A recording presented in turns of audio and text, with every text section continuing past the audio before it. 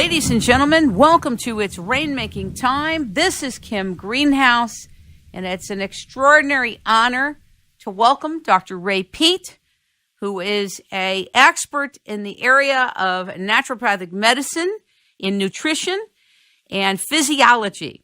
He has a PhD in biology from the University of Oregon, and he specializes in physiology. He's taught at the University of Oregon, Urbana College, Montana State University, National College of Naturopathic Medicine, Universidad Veracruzana. Oh my God, I don't know if I'm pronouncing that right. And the Universidad Autónoma del Estado de Mexico and Blake College. He has written about anti-aging. He's written about the effects of hormones from estrogen, progesterone, DHEA. He's written about radiation, stress, lack of oxygen. Recently, I just found out he had written about water, some of the misunderstandings about water. He has articles and papers on cancer, on hot flashes, multiple sclerosis, on meat, fats, functions and malfunctions. It goes on and on. He feels there needs to be a new perspective on living matter. If we actually had a different kind of perspective, we would understand that energy and structure are interdependent at every level. That's what he says. Ladies and gentlemen, welcome the Honorable and incredible Dr. Ray Peat back to It's Rainmaking Time. Good afternoon. Thank you. If people want to get a perspective on what that means, a new attitude towards what life is, the works of Albert St. Georgi and Gilbert Ling are the best places to start, I think. Let's do a little bit of a context for the listeners about a new perspective on living matter. Flesh that out for us. Talk a little bit about it. It probably got its best start with a biochemist named Bungenberg de Jong. He demonstrated that compositions of fat and protein and carbohydrate made things much more complex than colloids. He called them complex coacervates. They had many of the functions of living cells. And then Sidney Fox, a generation later, demonstrated that he could create things like cells so simply that his students could create replicating cells that had many of the functions of bacteria in just an hour or 2-hour afternoon lab. He would throw amino acids on hot lava, imitating a prehistoric situation, and then splash a little water on them so that he was creating from a dry environment in which water was under the control of protein or of amino acids, rather than in a wet, ocean-like environment. And he showed that in this relatively dry condition, the water and the amino acids catalyzed themselves to form protein-like molecules, which spontaneously formed little spheres about a micron in diameter, very uniform, and that these things would assimilate other proteins from the environment and grow and bud like yeasts, replicating. The buds would grow and assimilate more proteins and so on. They simply lacked nucleic acid to resemble living bacteria. And then he showed that adding the precursors to DNA, these things would catalyze polymers of DNA-like material. So spontaneously, he showed that simply by not overwhelming the molecules with too much water, that the water was an essential part of organizing proteins and DNA-like material, and that the very stable, spontaneously forming structure resembled bacteria. But what does that mean to us in the context of a new perspective on living matter? What does that mean, what you just said? Well, when you look at the substance of a cell, rather than having to be assembled through 1 billion years of evolution, it means that the principles governing the way we function also govern the way the organism holds itself together or forms itself, makes new cells. And rather than a cell being isolated from the environment by a lipid membrane, the famous bilayer lipid membrane, the functional principle is what Bungenberg de Jong demonstrated was that these complex mixtures of protein, fats, and carbohydrates primarily spontaneously separate things from the environment and cause their chemical change and integration. So that, for example, if you take a piece of hair made up of completely dead cells and wash it completely free of all of the sodium and potassium and calcium ions and so on, and then you dip it into serum, it will pull out the potassium and bind potassium to itself against a gradient, excluding sodium. It will bind magnesium, excluding calcium, and so on. So this demonstrates that you don't need membrane pumps. It's simply an ion exchange phenomenon that dead cells can do. And this is behind the way of looking at matter that Gilbert Ling, Bungenberg, de Jong, these non-mainline researchers, I think of it as the real mainline of science, and that the membrane school is the peripheral, irrelevant part, except they're more numerous. So that's the big paradigm change in the way we understand the cell. You're saying there's so much even about hydration that's said that you have to get through the membrane of the cell to hydrate the cell. Do you agree with that? I agree that that's the paradigm, but that's been totally disproven so many times. The idea of the membrane is that the arrangement of chemistry inside is unstable relative to the outside. And this whole idea that we're negentropic and that entropy tends to kill us, tends to make everything die. This view is that we are a stable form of matter as long as energy runs through us, and that it's a chemically favored arrangement of matter that doesn't need pumps in the membrane to maintain it. It's simply the composition which maintains itself. Is what you're saying the cell's a self-maintaining organism? Yes. Okay. Versus needing things from the outside. Yeah. The whole idea of the membrane and the pumps is based on this idea that it's an improbable, accidentally arranged thing that came about only by extremely improbable events over 1 billion years. The fact that Sidney Fox could make cell-like things in a couple of hours shows what a different perspective it is on the nature of substance. Here's my question. You know how there's a lot in science now about cell hydration. What is your view on cell hydration? Gilbert Ling, just sort of incidentally to his main work, has demonstrated that hydration is regulated by energy. The amount of energy the cell is producing and holding prevents the cell from taking up too much water, but it binds water and prevents its loss below a certain level. And so if you lose the adequate amount of energy, the cell controlled the water starts to take over and control the cell.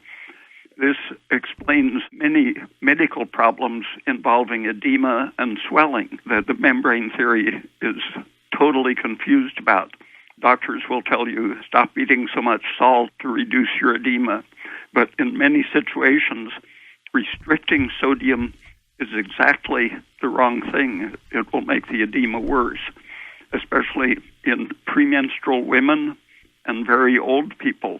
I've seen people solve their swelling problems, their high blood pressure problems, appetite control, and so on, just by salting their food according to what tastes good rather than what the doctor advises. Dr. Pete, I have dear friends of mine that have high blood pressure, and I tell them to take real salt, obviously not just the regular salt on the table, but they say their doctor tells them do not have salt at all. Yeah, and a lot of doctors still tell people to drink 2 quarts of water, even disregarding whether they might be drinking milk, coffee, orange juice, and so on. And there are experiments that show that if you put a little too much water in the intestine, it will promote inflammation. A little beyond that, and it can start causing a shock reaction. Loss of sodium tends to be associated with imbalance of several other salts, but sodium itself stimulates energy production of the cell and respiration. And if something interrupts that balance of salt, magnesium, and calcium, and the cell loses energy, the cell takes up too much water, and the excess of water stimulates cell growth, but not energy production. that tends to create an anabolic condition with all sorts of possibilities, including diabetes, obesity, and cancer, inflammatory things in general. You know how there was a guy who got the Nobel Prize for identifying the aquaporin channel in the cell? Yeah, Gilbert Ling has written quite a bit about the whole channel idea. What do you think about it? Because I haven't read Gilbert Ling yet. Since Ling explains the balance between proteins and water adequately to take care of everything, and the channel idea goes with the idea of a membrane which is a barrier to salts and water, and so it needs channels. But Ling demonstrated that there is no such barrier. There might be something that you can stain that looks like a membrane. With different preparations, you get different membrane appearances. But there is no barrier to sodium entering the cell. As soon as isotopes became available in the 1940s, it was discovered that sodium freely leaves and enters the cell, that there's no semi-permeable membrane keeping sodium out. What about keeping water out? It's the same thing. If you have a fat layer which can keep sodium out and potassium in, that would obviously be keeping water out. One of the early persons criticizing the idea of a lipid membrane, it was being described as basically a lecithin membrane made out of phospholipids with their fatty acids stuck together in a layer. He commented that lecithin has a great affinity for water and it will swell in the presence of water. So it's a very bad choice for postulating as the limiting membrane barrier on the cell. You talk about the distinction between water and ions, that we need to really understand more about the play of water and ions. The thinking is partly sustained just because some of the methods becoming so complicated that doctors and researchers use approximations and don't really calculate what's going on with ions and pH and so on. And a lot of that derives from the definition of what an acid and a base is. Gilbert Lewis defined acids in a very different way in which protons aren't involved. The whole medical idea of acid and base involves the concentration of protons. That's what pH stands for. Gilbert Lewis demonstrated that you don't need protons at all to have acids or bases. It's all a matter of how the electrons are handled. And since electrons are what are involved in metabolism and energy production, it's much better to use his concept of acid-base rather than the proton pH idea. And Peter Stewart redesigned the handling mathematics for acids and base, and he showed that almost always the crucial factor is carbon dioxide gas pressure, not the bicarbonate ions that hospitals are measuring and calculating.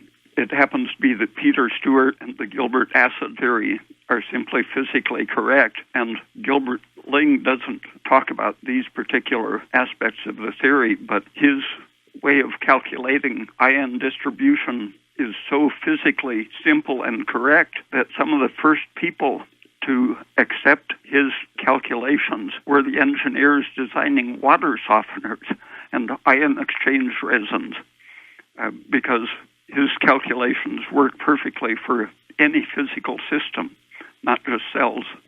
Would you talk a little bit about CO2? Because since 2009, and since the EPA declared war on CO2, carbon dioxide, and since the whole global warming thing and anything connected to climate changing, people are scared to death of CO2. And I just realized in doing an interview with Dr. Mark Serkis that oxygen isn't everything. In fact, if you don't have enough carbon dioxide, you're not going to be well.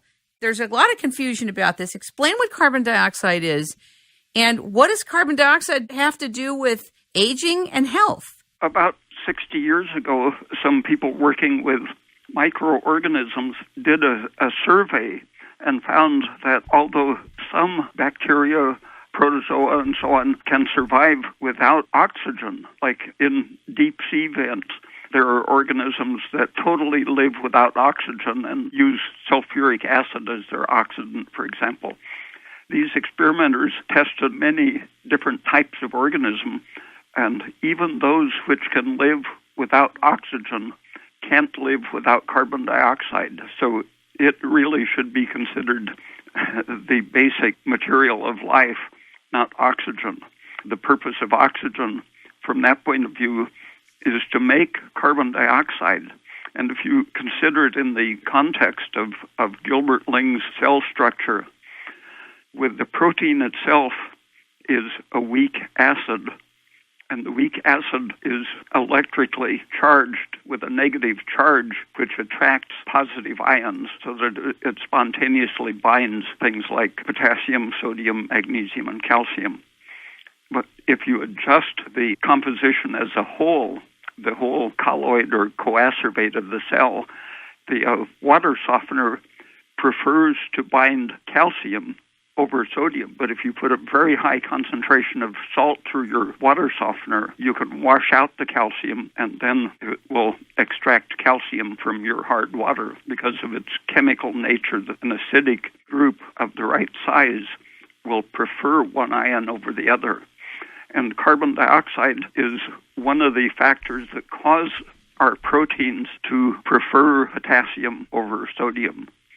At the same time that the cell is regulating its salt and ion balance by having the right amount of carbon dioxide, it's producing a steady stream of carbon dioxide flowing out of the cell into the blood, and as it leaves the mitochondrion, it reacts with water, forming carbonic acid. And the carbonic acid has a negative charge, so as it flows out of the cell, it drags along positive ions with it. In this case, calcium and sodium are constantly flowing out of the cell just because of the flow of carbon dioxide.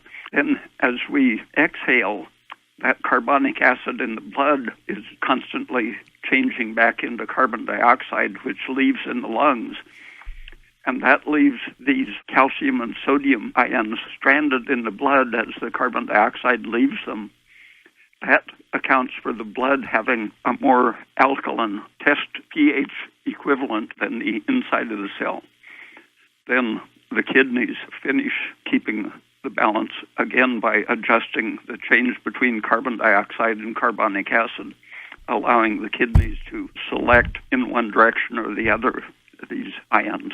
One of the functions of carbon dioxide is to regulate the acidity of tissues and prevent the uptake of too much water and to keep the energy intake going.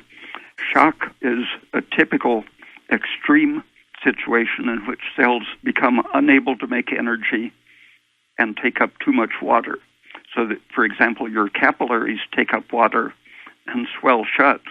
Cells become so fat they close the aperture. Arterioles get swollen so that blood hardly passes through them. The mechanisms obviously relate to the known mechanisms of shock, except that the shock industry is committed to the idea that something fails in the circulatory system as the primary event, but not necessarily the closure. Simply the heart stops pumping enough, maybe because the blood vessels have relaxed too much and can't return the blood. But they neglect the fine structure of what's really happening.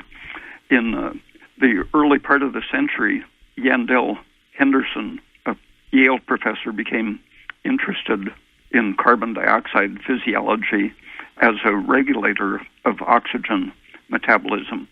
Shock at that time was being seen in relation to the nervous system as something that can turn off or turn on energy production of cells all through the body. But he was simply looking at what happens with more or less carbon dioxide. And in one of his studies published in 1910, another one in 1911, on what happens to the circulation in the absence of carbon dioxide, he was one of the first people to see that carbon dioxide relaxes the arterioles and allows blood to flow freely through the body. But if you turn off the energy production and stop producing carbon dioxide, then you have less relaxed blood vessels. The heart has a harder job pumping. So he was looking at the feature of shock that fails to return blood to the heart and fails to pump it. The First World War, all of that research relating to the chemistry of metabolism and how it relates to the function of arteries, capillaries, and veins, and the heart, all of that was displaced by a simple mechanical failure of the blood to pump without explanation for the mechanism behind it. And that elimination of carbon dioxide metabolism became institutionalized as hospitals simplified things by supplying oxygen in an emergency, where Yandell Henderson showed that you could cause quicker recovery of oxygenation by adding 8 or 10% of carbon dioxide to your oxygen. The whole idea of physiology changed largely as a result of the war research. At the time of the Second World War, a Russian researcher who was looking at the appearance of high metabolizing animals in the world, how the expensive energy-producing brain of humans could evolve, what the factors in the environment are that are needed to maintain and develop the brain. He saw that the environmental carbon dioxide is an essential factor for good brain function, and he predicted that the natural development of the planet's ecosystems would be to increase the metabolic rate, increase the brain size of populations, and do it by the interaction of increasing carbon dioxide, stimulating oxygen metabolism, and stabilizing the big brain. And in the history of the deposition, the Carboniferous age of fossils, for example, at that time when evolution advanced so rapidly, the amount of carbon dioxide in the atmosphere was many times higher than at present. So he predicted that the Earth would go through other phases of greatly increased atmospheric CO2 that would increase the whole vitality of life on the planet. Vernadsky died around the end of the war in 1945 or 6, but around 1970, a Russian researcher looking at the length, birth weight, and head size of babies born over a period of decades saw that around the world the head size had been increasing in correspondence to the increasing CO2 in the atmosphere, seeming to validate the prediction of Vernadsky made 25 years earlier. What does that mean? That we don't have to worry about increasing the atmosphere because it's stimulating life at all levels. Can you tell that to the EPA? Because the EPA is acting as a police agency. An entire industry is created to decrease CO2. Yeah, but if you think of CO2 as a life-supporting, brain-supporting thing... Well, I do, actually. I had Dr. Sherwood Itso on to do a whole show on CO2 with regard to plants and life itself, but you're a whole other side of it with health. Going to a high altitude is one thing an individual can do. Changing the diet to include lots of fruit, anything that supports thyroid function, avoiding polyunsaturated fats, avoiding electromagnetic fields, and so on. We're going to take a quick break, and we'll be right back. We are living in one of the most exciting and dangerous times in history. Many of us are being challenged to turn away from parasitic systems of enslavement and misery and move into different life-giving activities, commercial opportunities, and communities. Transition is upon us right now. The seizure of the world's natural resources, the poisoning of our food, water, and air, and the total electronic surveillance of our lives is forcing many of us to develop new rules of engagement for being in the world. Doing business today is way more complex and nuanced. The electronic age is a mixed bag. If you want to live in a more humane world, Don't confuse electronic communication with real relationships, or knowing who your neighbors are, or how they're doing, or the importance of sitting down with your family and having meals together. This is real life. Practically everything we've been indoctrinated to believe about life and work is out of touch with what's available to us today. New discoveries about non-locality and consciousness are not only mind-boggling, they are game changers that require us to embrace paradox and ambiguity. Beings and agencies that insist on using deceptive practices, protocols, and instruments for market and industrial domination will eventually realize they are at the tail of a riveting new industrial complex of markets, projects, and products that they never perceived. This new complex is emerging. Receptivity is a human imperative. Imagination is an agency of transport. The current behind the currency matters. And our children and future generations are counting on us to prepare the way for them. I'm Kim Greenhouse. I'm the Chief Executive Officer of the Rainmaking Company, a manifestation agency, a leadership agency, and a development agency. Feel free to call for our rainmaking services, both on an advisory and development level, 626-398-8652. And back to the show. Do you agree that if we got more carbon dioxide in our systems, that we would be healthier? Up to a certain point, the insurance industry more than 100 years ago recognized that all of the degenerative diseases cause less death at very high altitudes. They had figures from all over the world at the beginning of the 20th century showing that cancer, brain diseases, heart disease, all the circulatory diseases cause many fewer deaths at altitudes of 8,000 to 10,000 feet. Why do you think that is? Well, Yandell Henderson, a professor at Yale in the early part of the century, did most of the basic human physiology relating to carbon dioxide.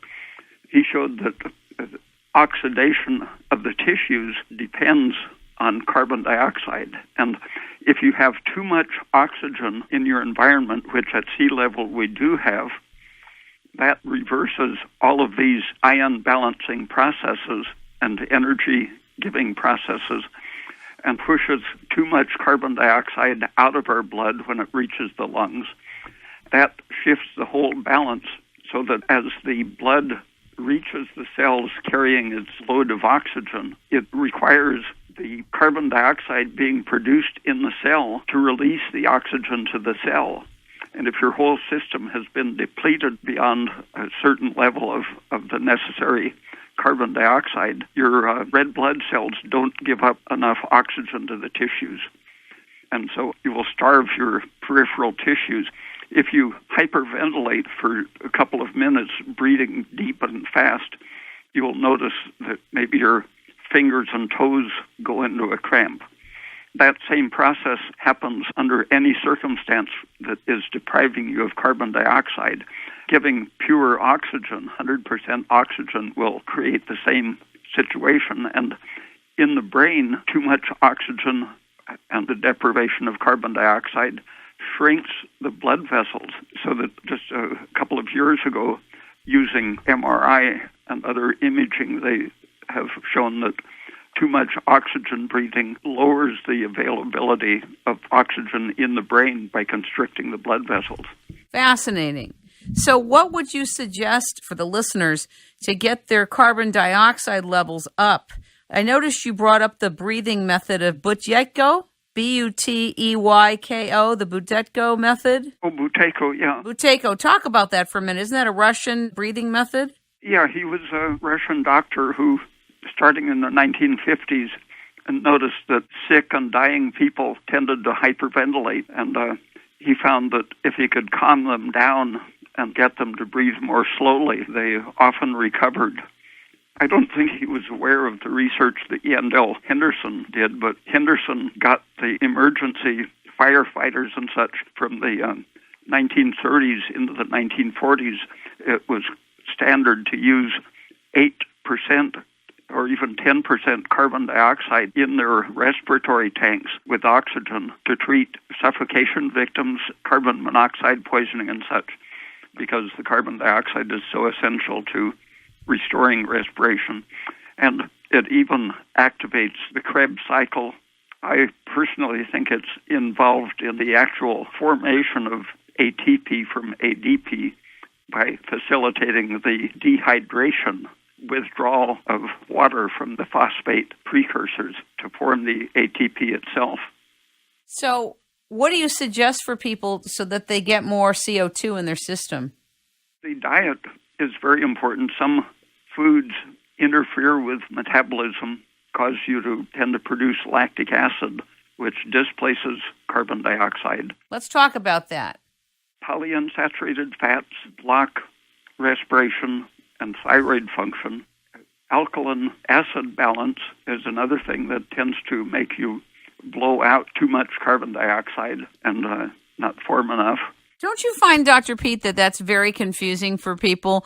This man that I interviewed years ago who's passed on now, David Webster, who did a huge amount of research for like 35 years on the colon.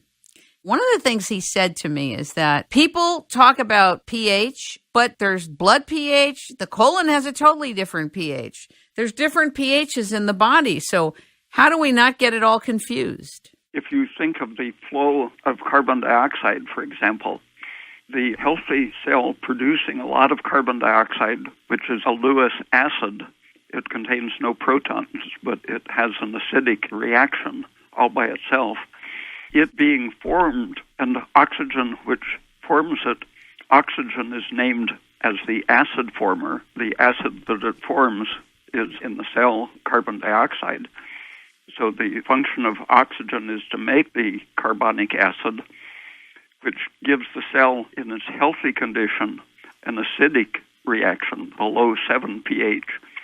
When it gets sick and can't make carbon dioxide, as in cancer, the pH of the cell becomes alkaline. But in the healthy condition, you have inside the cell a mild acidic condition as the CO2 drags minerals out of the cell and drops them in the blood becomes alkaline. But as the urine retains the alkaline minerals that it needs, the right balance of calcium, magnesium, phosphate, sodium, and potassium, the kidney ideally should be producing an acidic urine to maintain that alkaline bloodstream. So when people are measuring their alkaline acidity balance with a alkaline piece of paper and they're testing their urine, it's not giving the right reading, is it? No, you want your blood to be alkaline, and to do that, your urine ideally usually is on the acidic side. And people with alkaline urine tend to deposit minerals just because of the physics of the situation. I hope the audience understands this, because it can be a little bit confusing. Say it again, would you, Dr. Pete? Okay, the kidneys are very important along with the lungs in maintaining the alkaline normal condition of the bloodstream. And to do that, your lungs blow out the acidic carbon dioxide, and your kidneys, according to the need, they can adjust the pH. But the most stable situation is for the kidneys, like the lungs, to excrete a slightly acidic material. What do you think about hyperbaric oxygen chambers that cancer patients have gone into to try to get rid of the damage from radiation and chemo? If the circulation is completely destroyed to an area, as in gangrene, high-pressure oxygen can get the tissue, keep it alive simply by diffusing into the tissue. So for like a wound, a puncture wound with damaged blood vessels, high-pressure oxygen can help it recover. But the situation in the brain in which too much oxygen shuts down the blood vessels, the oxygen is actually preventing proper delivery of oxygen to the brain. I knew someone who was treating cancer patients with high-pressure oxygen, I think 200% of normal pressure.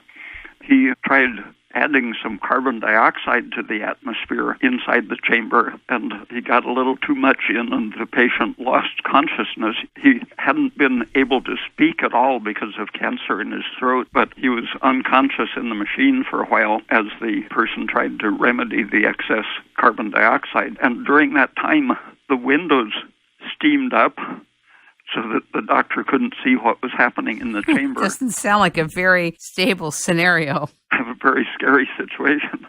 When he finally got the pressure down and the chamber opened, the person was recovered as the CO2 went down. He woke up and he could talk. But what does this mean? The bedding he had been lying on was soaked. He was almost floating in water from perspiration, and his breath had produced so much vapor that it fogged up the windows. The carbon dioxide basically improved the acidity of his cell proteins so that they could excrete the water. In the cancer situation, cells lose their carbon dioxide production and with the low energy become waterlogged, soak up too much water and can't do anything but grow. So apparently the carbon dioxide helped his cells to excrete the water very fast, so it was just pouring out of all of his pores and through his lungs and kidneys, and he could talk normally and felt very good when he woke up.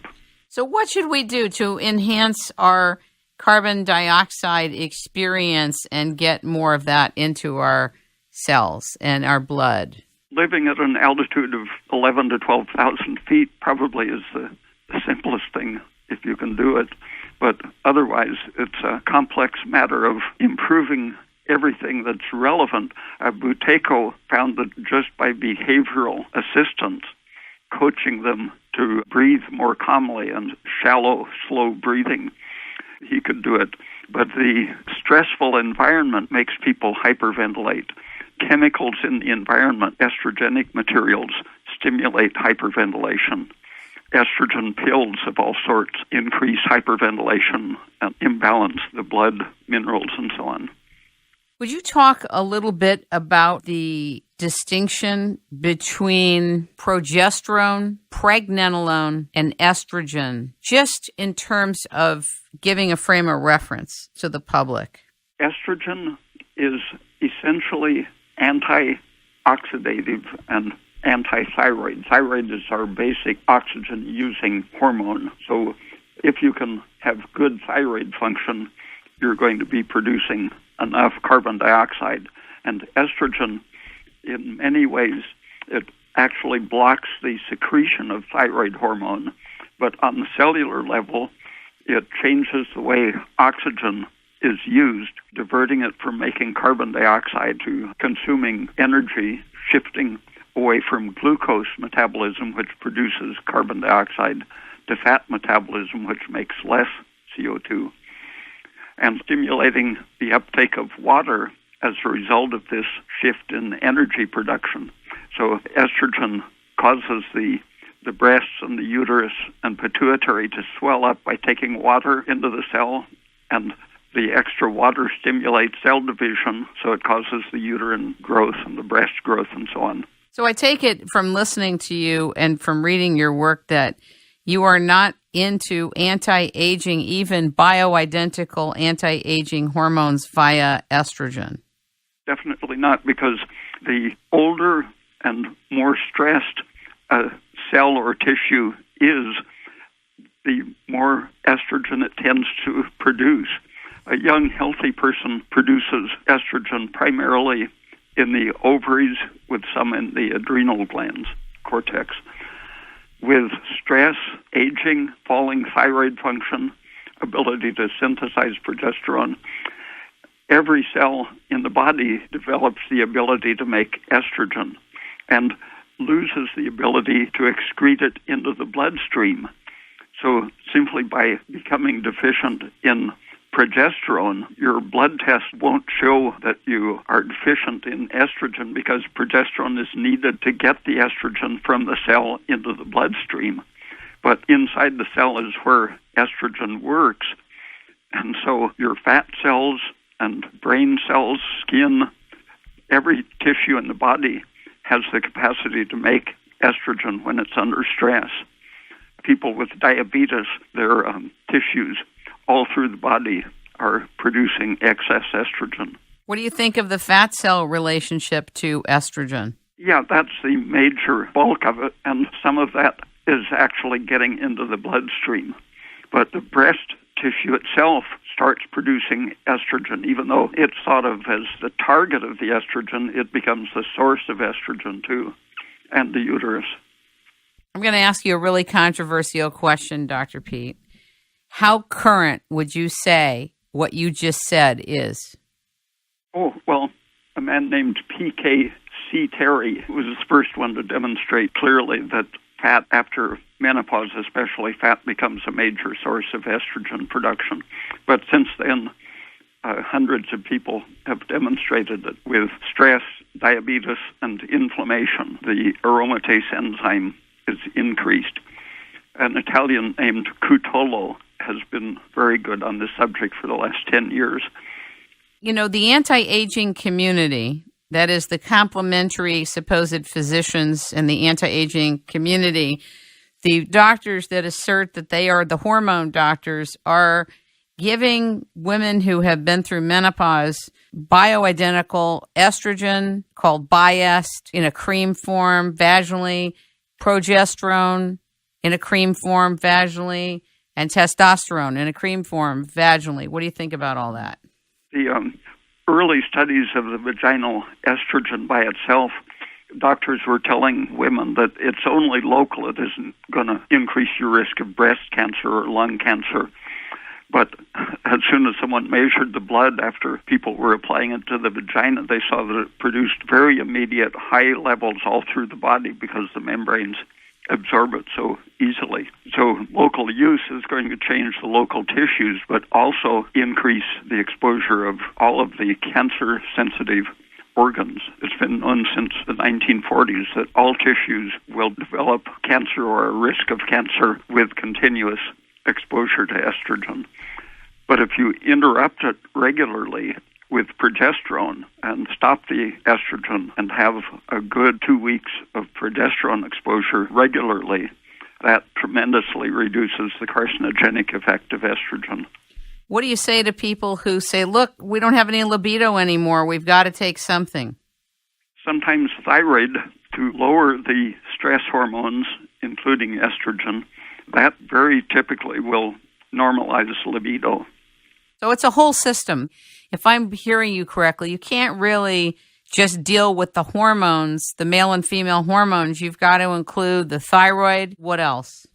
Well, nutrition. If the liver isn't supplied with at least adequate amount of protein and B vitamins, your estrogen level will chronically stay elevated. If you don't eat enough fiber, your liver, even if it's supplied with good nutrition, it's detoxifying all the estrogen that reaches it if it's well nourished and secreting some of it into the bile, some to go to the kidneys.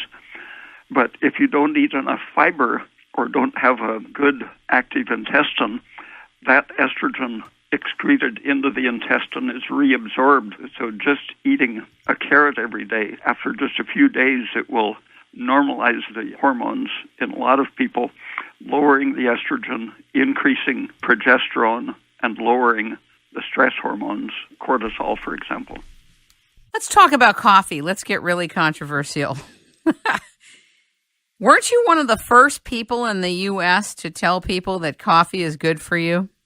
Well, in the 1970s, right, a big monograph showing many of the biological effects, including the cancer protective effects of caffeine.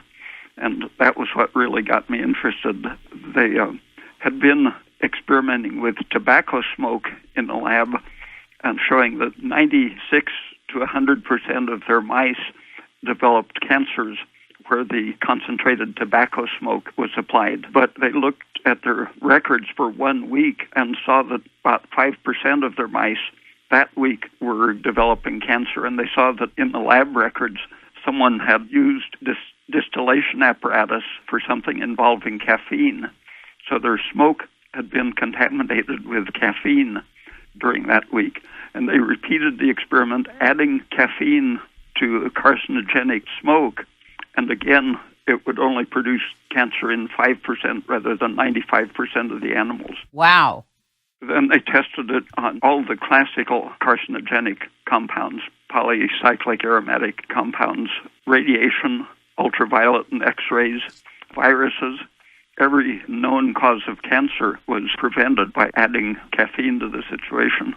Very interesting. You know, there's some people, Dave Aspey from the Bulletproof Executive, he's popularized butter and coffee.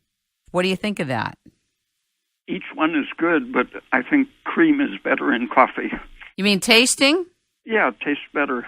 He's talking about not margarine, but butter to get your saturated fats in, get the CLA in the brain first thing in the morning. Yeah, the butter just floats on the coffee and is sort of messy, but... Not when you mix it in a blender. You don't need to do that if you use good cream. I use both. Let's get to coconut oil. I was sitting at a Thai place about a year ago. This guy walks in and he sat down near me. I ordered a coconut, one of those pure coconuts, and I go, oh, I just love coconuts. And he goes, you Americans are crazy with the coconuts already and the coconut oil. What is it with you? I said, it's really good for you. And we started to talk, but they laugh at us, but yet they live on coconuts and coconut oil. Talk to the public about coconut oil. I've done shows on it, but I'd like you to share from your expertise about coconut oil.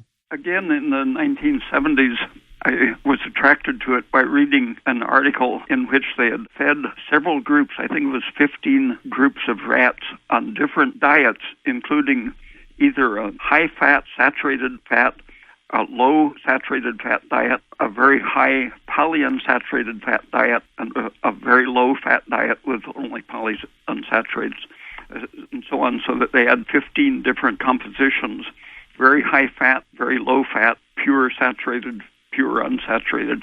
And at the end of their life, the leanest rats were the ones that ate the saturated coconut oil diet, regardless of whether it was high fat or low fat. And the fat animals were the ones that had the pure polyunsaturated fat.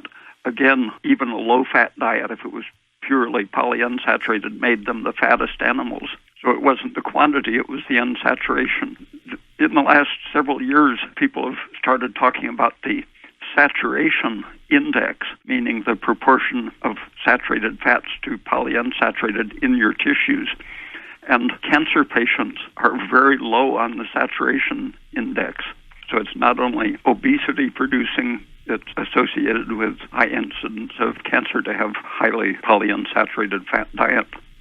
I have a question about thyroid and the kind of thyroid that you recommend people to take. I realize that you're not to prescribe anything on the show, but do you agree that people are still taking Armour thyroid, or do you have a particular thyroid that you think is more effective for what's going on today? The original Armour product was pretty stable for, I think it was 90 years, and they tested all of their batches on mice and would adjust the composition because it varied from animal to animal, and they would test it to make sure that it had exactly the same potency.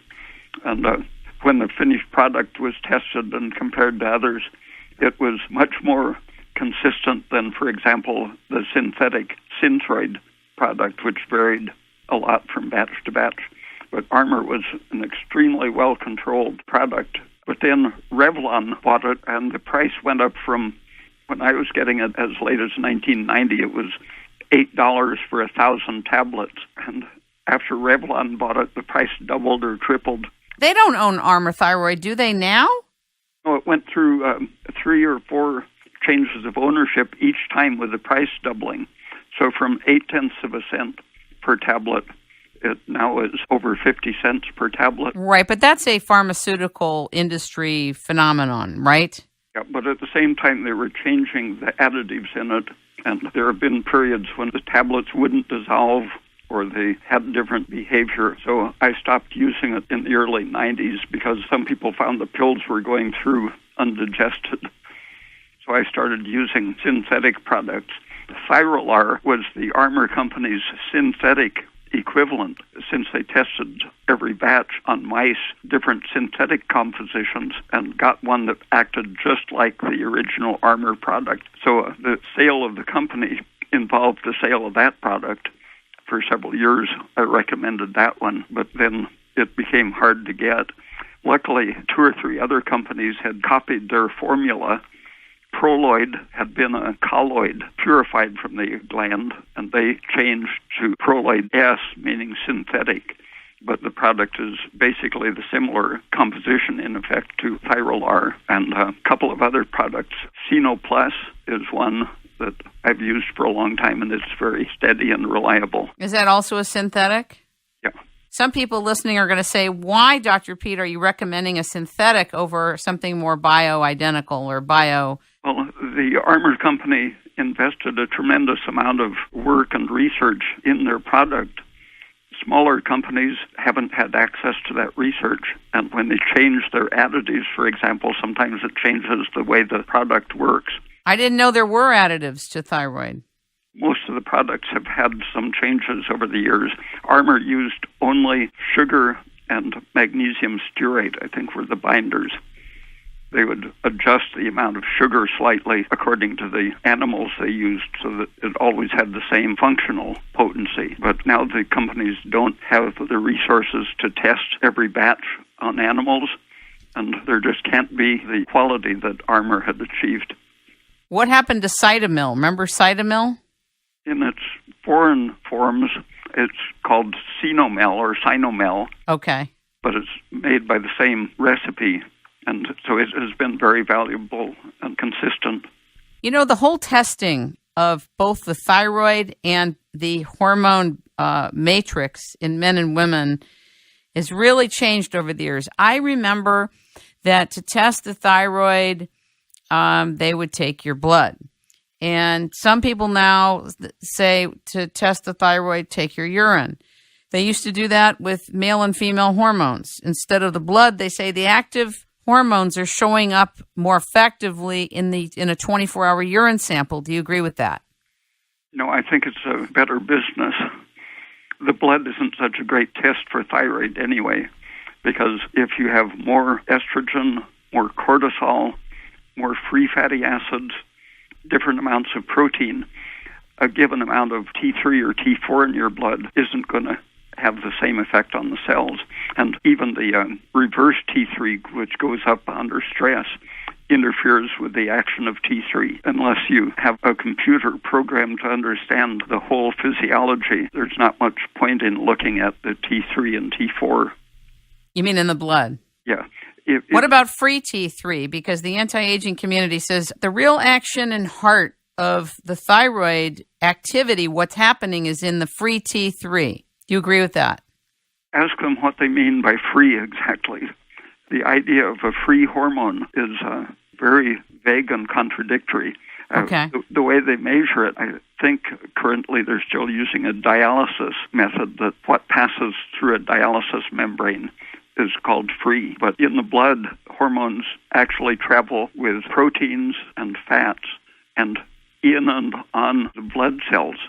Some people talk about it traveling on the red blood cells, but actually all of the hormones go in and out of red blood cells. And so you have to break down the red blood cells really to know what is actually in the blood and available to the cells. The thyroid hormones can bind to albumin, for example. Albumin has free access in and out of cells, even into the nucleus. So anything bound to the albumin is going in and out of cells. So how do we test for thyroid? What's the most effective way to test for the condition of our thyroid? Rhoda Barnes, who was educated in the 1930s, reflected a lot of the understanding that was based on the good research of the Armour company.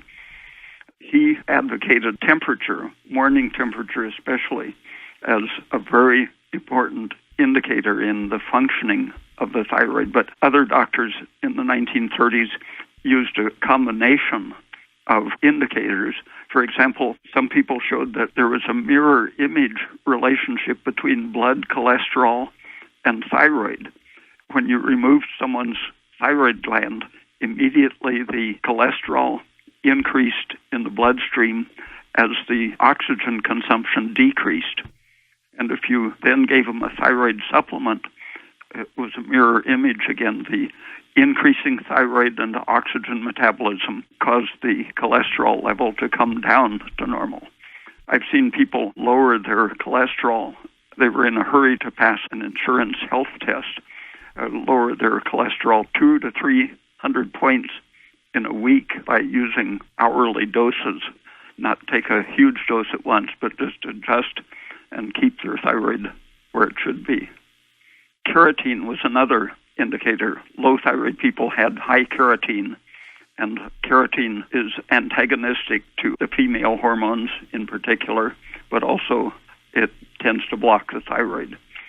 Reaction tests, the speed at which your muscles react or relax corresponds to your thyroid function and oxidative metabolism.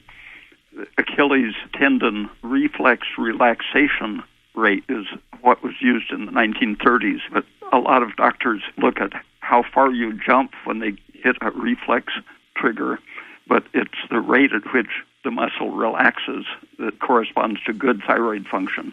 And your brain undergoes those same reactions, so that on an electrical measurement of your brain waves or an electrocardiogram showing the speed and quality of the T wave, which is the relaxation rate wave, those all improve under the influence of thyroid. So any indicator of quick relaxation, quick energy restoration, normalizing of cholesterol and various blood components, all of those help with the diagnosis.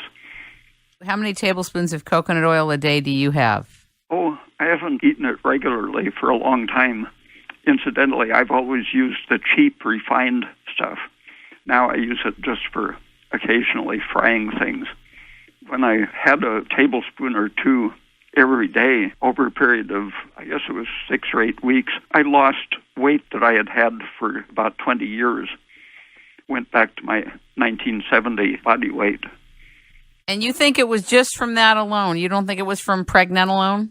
No, I had used pregnenolone before without any change. When I experimented in around 1980 with DHEA, I noticed that I was looking slimmer, had a smaller waist, but when I weighed myself, I weighed exactly the same. It turned out I had grown a little at the age of something like 44 and built more muscles, so that even though I looked slimmer, I was actually the same weight. But then about 12 years after that was when I started using a little coconut oil and went down about 14 pounds. You made a point of saying that you used the refined coconut oil and not the unrefined, which everybody recommends the unrefined. You made a point of saying that. Why? Because a lot of people are allergic to the extraneous material other than the fat in the oil. So you use the refined? Yeah, the deodorized. Okay. Basically tasteless kind. If you're not allergic to it, the very aromatic, unrefined kind is nice for making ice cream, for example, coconut flavored. But for frying eggs, it smells terrible. Yeah, it tastes terrible. Some people love it, but I don't know how they love it. They must do something with it. I want to ask you a little bit about serotonin. So many people, as they get older, start to lose their serotonin production or it goes down. Do you agree? I know. The way it's measured, I think the only simple way to measure it is by the breakdown product called 5-hydroxyindole acetic acid. Okay. 5-HIAA. That indicates how much you're destroying or excreting. To do a blood test, you want to see how much is in the platelets and how much is in the free liquid of the plasma, because the total amount in the platelet, as long as it's inside the cell, it isn't hurting you. But if it's free in the liquids of your body and is deficient in the platelet, that means something is causing it to be not retained properly, as if they're excited. The normal function of the platelet is 95% of your body's serotonin is made in the intestine. Anything that inflames your intestine, even mechanical irritation, stretching it with a gas blow-up, or irritating allergenic foods, all of these increase the intestine's production of serotonin. And serotonin moving from the intestine into the blood is picked up by the platelets, and if they bind it firmly, they carry it to the lungs, where the situation of the carbon dioxide-oxygen exchange causes them to release it, where enzymes in the lungs destroy the serotonin. Negative ions in the air seem to help the lungs to destroy the serotonin in an oxidative process. If your lungs and platelets aren't getting rid of the excess serotonin made in an irritated intestine, then it gets to the brain and can cause things such as anxiety, aggression, and even depression, turning on the inflammatory system. Serotonin is a major stimulant of the corticotropic release hormone, which activates your pituitary to turn on your adrenal stress reaction. So serotonin reaching the brain is a powerful stressor. If people have a hard time relaxing, they have a hard time sleeping at night, most often it's either poor nutrition or hypothyroidism. Some of the old people I mentioned who solved their problems by adding salt to their food noticed that when they followed the doctor's orders to not eat so much salt, they developed insomnia. In the study where they were told it was okay to add salt, their insomnia was cured.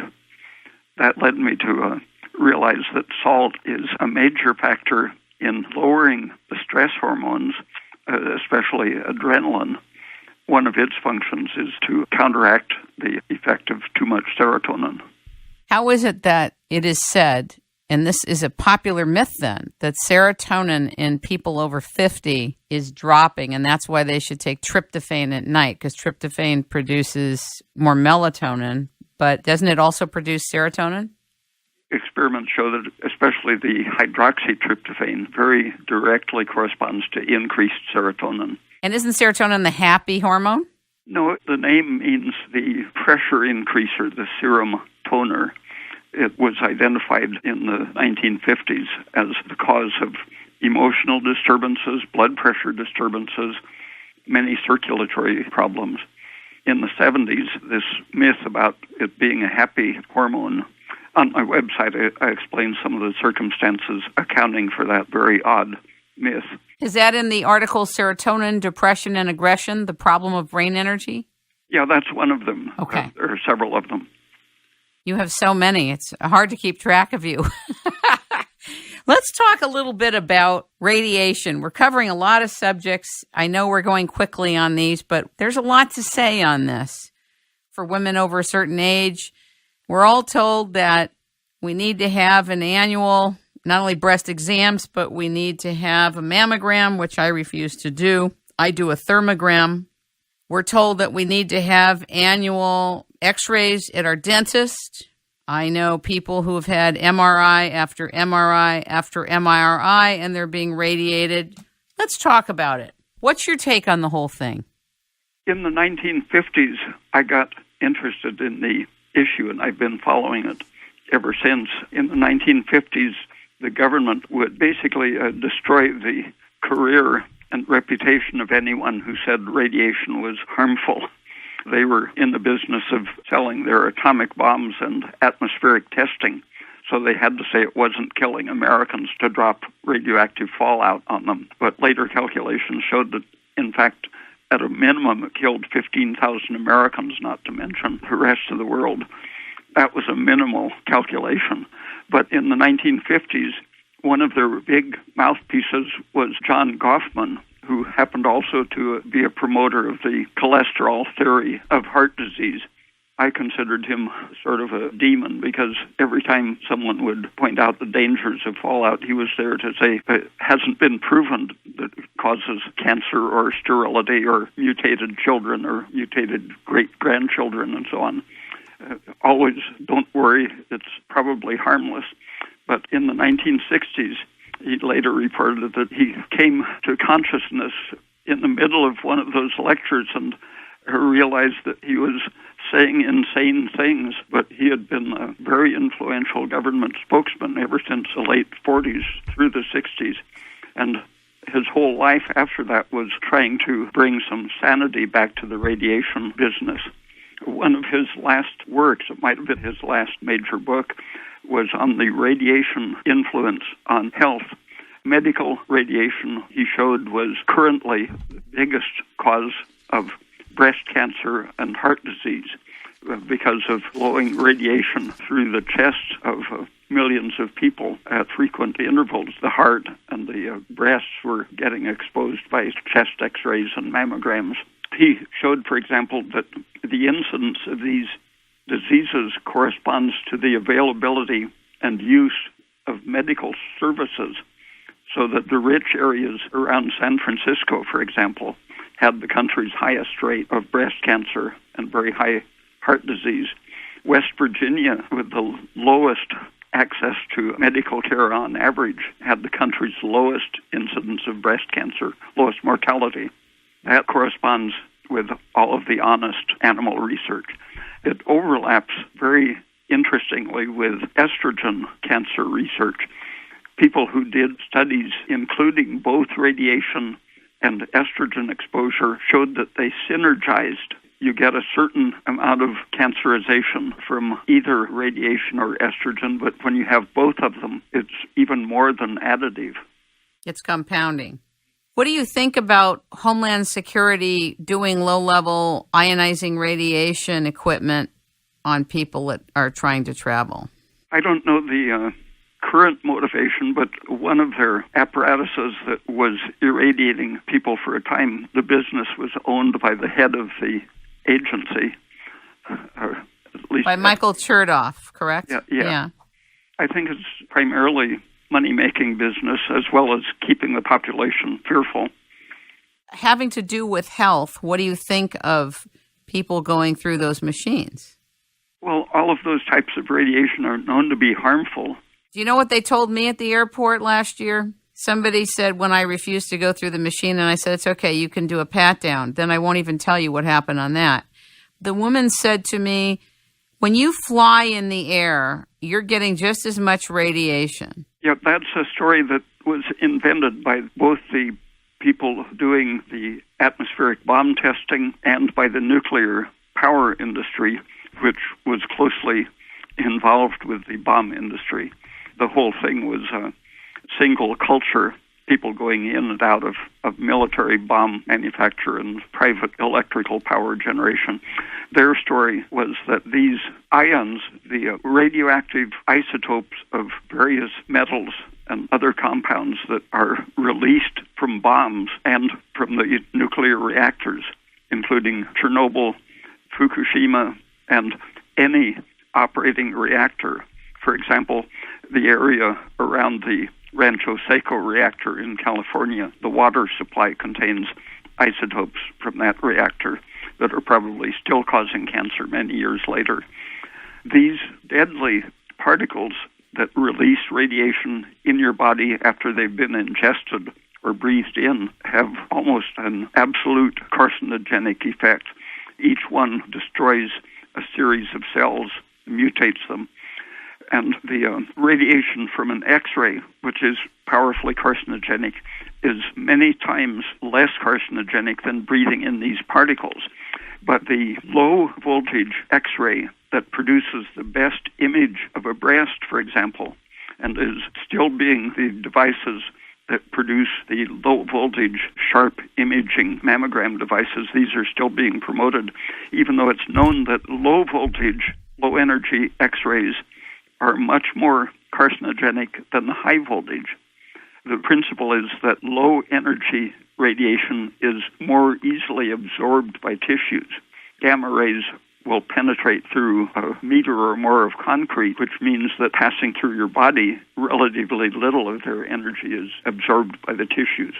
So the extremely low energy of ultraviolet, for example, 100% of it stops in the first few millimeters of your skin, so you get a very intense sunburn. The higher the energy is, the less tissue damage there is for a given amount of radiation because it passes through without doing anything. The radiation you get in an airplane, it's similar to living at a high altitude. This is high-energy cosmic radiation primarily. Isn't that a gamma ray? It releases gamma rays, which are much less harmful than low-energy X-rays. Much less of it is absorbed. With cosmic rays, it almost all passes through your bodies harmlessly. It's going at such a high velocity that it leaves a stream of minor ionization, but it seldom produces carcinogenesis. And studies looking at the cancer incidence in the United States, or even within a state like Texas, where there's a variation of a stable population at different altitudes, they see that there's a negative correlation between cancer and altitude. That corresponds to the fact that at high altitude you get a lot of cosmic rays, but they're high energy and pass through you. At low altitude, those same rays have passed through a thicker layer of atmosphere, running into more oxygen and nitrogen atoms, causing collisions that release radioactive particles. So that you're actually getting more radiation from cosmic rays at sea level than at high altitude. But the industry, which has known that, and that the actual incidence of cancer increases at the lower altitude, the industry has been lying about that for 50 years. You know, I just found out I'm taking this trip to Spain this May, and I found out that Spain is the second highest country elevation in Europe. First is Switzerland, and the second is Spain. Have you ever been? No, I never went to Spain. So I'll be at a very high altitude, having a good laugh. That's good. Do you live in the mountains? No. You live at low altitude? I'm surprised. I have a house in Mexico that I hope to get to soon at 6,600 feet, but it's close to the volcanoes where you can get up to 17,000. Oh, wow. The only times I've been up that high, the higher I went, the better I felt. It's something you can feel immediately as a lack of stress. Let's go back to how we get more protective CO2, because I don't think we finished that. Do you? No, in an acute situation, you can apply it for high blood pressure, for example, or anxiety or other acute symptoms. You can rebreathe into a paper bag for a minute or two at a time until you've got the feeling that you're suffocating, and then breathe some fresh air. And doing that 2 or 3 times a day is usually enough to, over a period of a few days, to lower your blood pressure, and it'll stop the anxiety quickly. But for something like arthritic knee or foot, or a broken bone or sprained ankle or such, that you can put in a plastic bag filled with carbon dioxide. This has been done mostly in Europe. That's the only place I know of hospitals that have done it. But I've seen people do it and radically increase the healing of injured tissue. Once I was coming home with a huge tank, must have been a 35-pound tank or so, holding it with the valve at the top.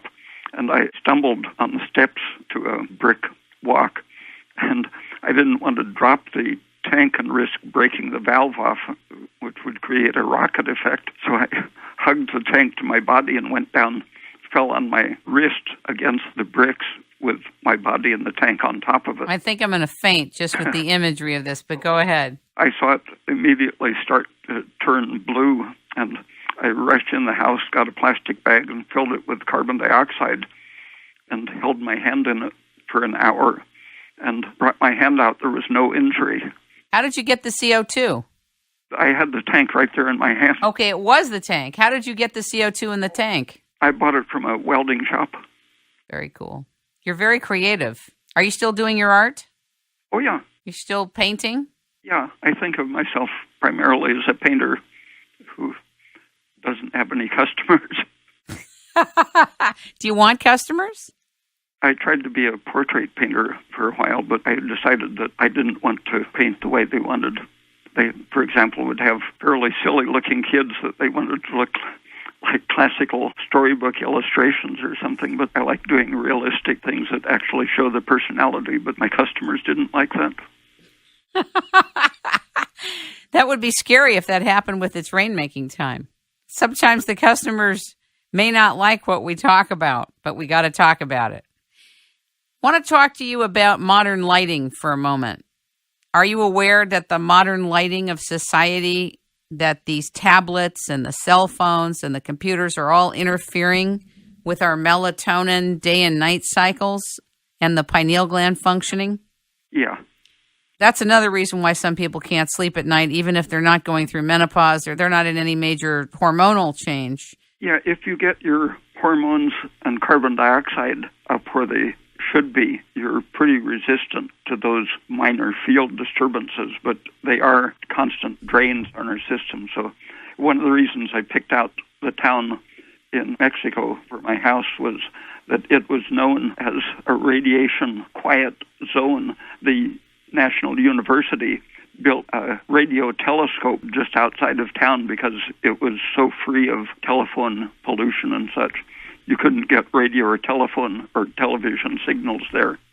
You know, we have so much Wi-Fi and cell tower infiltration of society. I'm not sure we're going to be able to understand why people are so sick in so many different areas. Exactly. It's not even on the radar, no pun intended, of the health field. If you work with an electrical machine, for example, you're constantly 8 hours a day exposed to fields that probably are not as intense as some people get when they live near a phone tower. But those electrical machine operators are known to have had a very high rate of Alzheimer's disease and other degenerative diseases. So I think the zones around high electromagnetic emissions are going to turn out very sick. Oh, for sure. We've done a lot of shows on this. Is there a test to measure the CO2 in your body so you can see if you're improving your CO2 levels? Yeah. I don't know how expensive the gadgets are, but I got one, I guess, 15 years ago that cost $1,300 that you blow into it at the end of your exhalation and can see how much CO2 you're producing. Do you know the name of the machine? Oh, it's a capnometer or a capnograph. You can find them on the internet. They should be available for about $35, but I don't know whether anything is commercially available right now. Well, we're in the age of miniaturization, right? Yeah. Things are getting smaller and smaller and being produced faster and faster and cheaper. So maybe it's at a level of affordability for most people who might be interested. Yeah, when I first wanted a meter to measure carbon monoxide in the breath, the cheapest I could find was $10,000, but now they're $30. You mean monoxide or carbon dioxide? Well, that was monoxide, and if they can do it with carbon monoxide, they should be able to do it with carbon dioxide. Most certainly. Let's hit the big one and talk about pregnenolone. You're a big pregnenolone advocate. Tell us what it is and why you suggest we use it. When we metabolize cholesterol, what happens is under the influence of thyroid hormone, which stimulates oxidation, and vitamin A, which activates the enzymes to clip a chain off cholesterol. Thyroid and vitamin A are the factors we need mostly for producing pregnenolone from cholesterol. So if you're low in cholesterol or thyroid or vitamin A, you're necessarily going to be deficient in pregnenolone. And pregnenolone is the immediate precursor to progesterone and DHEA.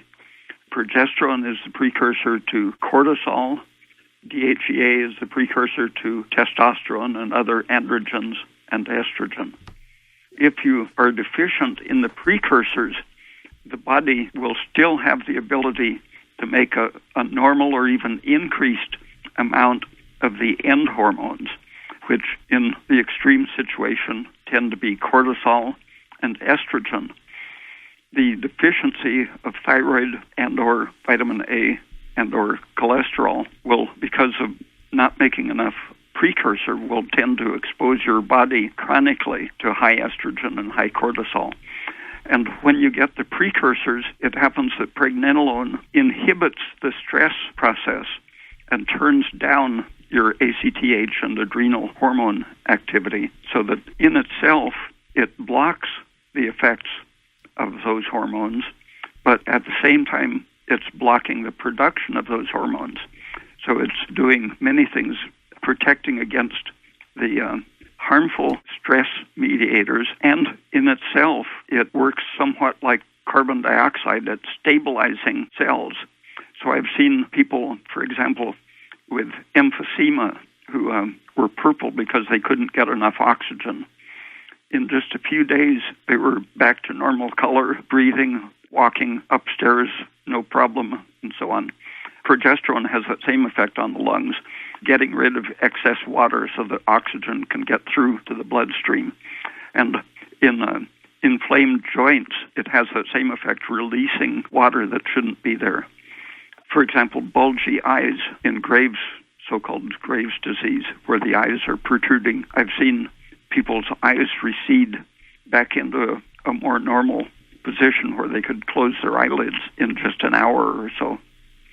It has its intrinsic protective effects as well as its indirect effects of blocking and reducing the production of stress hormones. And then it also is the precursor for the other protective steroids, DHEA and progesterone. Around 1990, the whole idea that instead of being all produced in the gonads and the adrenals, it was realized that steroids are being produced in many tissues. And the brain and skin are major steroid-producing factories. And the major brain steroids happen to be pregnenolone, progesterone, and some DHEA, and the minor products from those.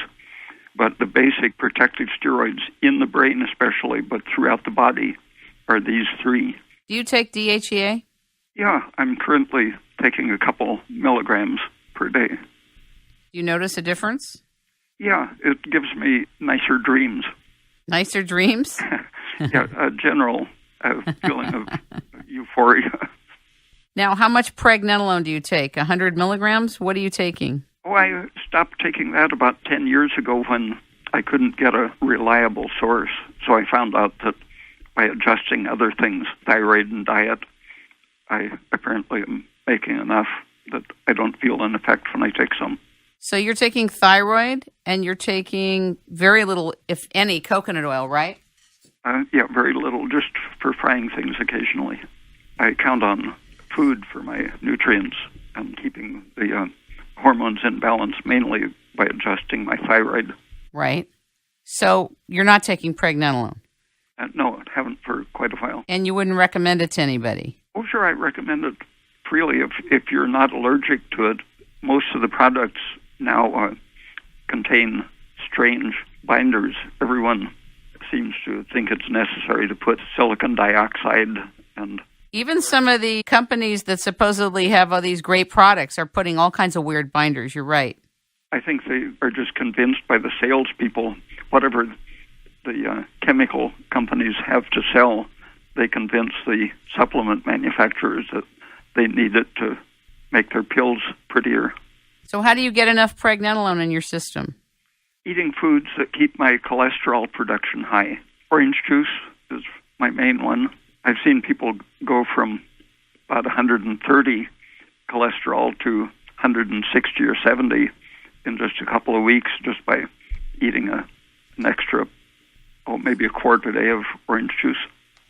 And are you talking about juiced orange juice, or are you talking about concentrate? Well, I always recommended the frozen concentrate until several years ago. A lot of people started having bad reactions to it, and I got asthma from most of the types, and so I started using only sweet, freshly squeezed oranges. And why do you think, because see, some people would say, oh my God, that's high in sugar. Why wouldn't that cause a problem with your glucose metabolism? No, you need sugar to make thyroid hormone and to make the various things related to cholesterol. Is that really true? Yeah. Sugar is the main precursor and regulator for both thyroid and cholesterol. Wow. This is news to me. It's news. I've got a couple articles on diabetes. Yes. Talk about the effects of sugar in general and its ramifications. And especially when it comes in the form of fruit, like orange juice. Right. The minerals, potassium, for example, takes on the function of insulin, and so your body doesn't bother producing insulin because the orange juice is so easily metabolized without insulin, so it's not fattening the way if you get the same amount of sugar from starch. The starch is a powerful insulin stimulant, and insulin tends to turn carbohydrate to fat. Do you think that it's possible for people with diabetes to get off of insulin shots? I've known a couple of people who did it in a week by radically changing their diet, but I think it's good to measure things carefully and figure on doing it over a period of a few months.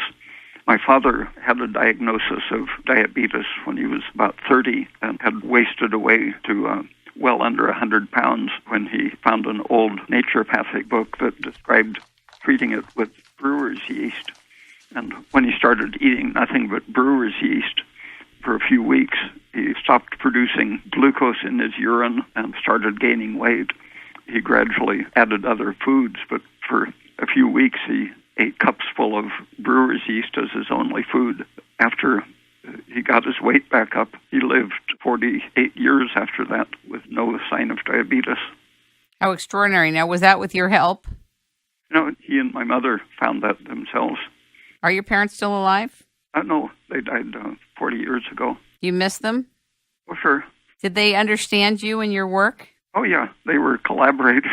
Really? Yeah. Were they scientists or doctors? Or No, just co-conspirators in finding things out. A lot of people dream of having parents like that. Yeah. That's extraordinary. Yeah, they helped me start the Blake College in Mexico in the 60s. That's great. And last subject, and we'll still never scratch the surface with you, is osteoporosis. There are so many opinions about how to prevent osteoporosis. Some people say take vitamin D3 in high quantities. Some people say lift weights, do weight-bearing exercises. But everybody wants to go in and get one of those bone scans. Yeah, X-rays happen to poison bone metabolism, so the more bone scans you have, the more osteoporosis you're going to get. And the doctors have known for at least 15 years that looking at the bone with ultrasound is many times more valid than the X-ray scans, and ultrasound stimulates bone strengthening. So it's totally crazy not to use ultrasound to test your bones. Do you think it's possible to order a test to have your bone density checked via ultrasound today? Yeah, there are good machines and minimal machines. The good ones can tell you how strong the bone is. The minimal ones will just tell you where it rates on the scale of density. But it's sort of hard to find them because the X-ray people discourage competition. For sure. You don't know of a single place in America that one could get their bone density tested via ultrasound. I think someone found one in New York City, but they're very hard to find around the country. I know the machines exist, but they are probably mainly for research purposes. I see. And lots of doctors are steering women away from using thyroid. An article in JAMA around 1985 reported that women who took thyroid had more osteoporotic bones, but they were taking thyroid according to what was current prescribing practice at that time. So when they had someone with serious thyroid deficiency, they were typically giving them only half as much as they needed. And so what they were seeing was that hypothyroid women who were underprescribed had more osteoporosis than healthy women. But the animal studies show the actual picture in which, for example, around 1940, rabbit studies showed that giving a toxic amount of armour thyroid in their diet, rabbits normally don't have very vigorous thyroid activity, but they gave them, I think, 1% of the mass of their food was armour thyroid powder. It would be like us eating tablespoons of thyroid pills every day. And it stimulated their metabolic rate so much that they couldn't eat enough food to maintain their body weight. So they waste away? They wasted away and died of skinniness. But when they looked at their bones, they had abnormally dense, strong bones. So the bones were the most protected tissue in the case of thyroid excess poisoning. You know, it's very interesting because you can change something at a molecular level and you've changed the whole thing. And very little do I hear of doctors or researchers talking about the alteration of the molecular level of food, water, and everything. Studies on the skull bones of young mice, a very thin bone structure that's easy to study in a dish because it can absorb its nutrients directly from the culture dish.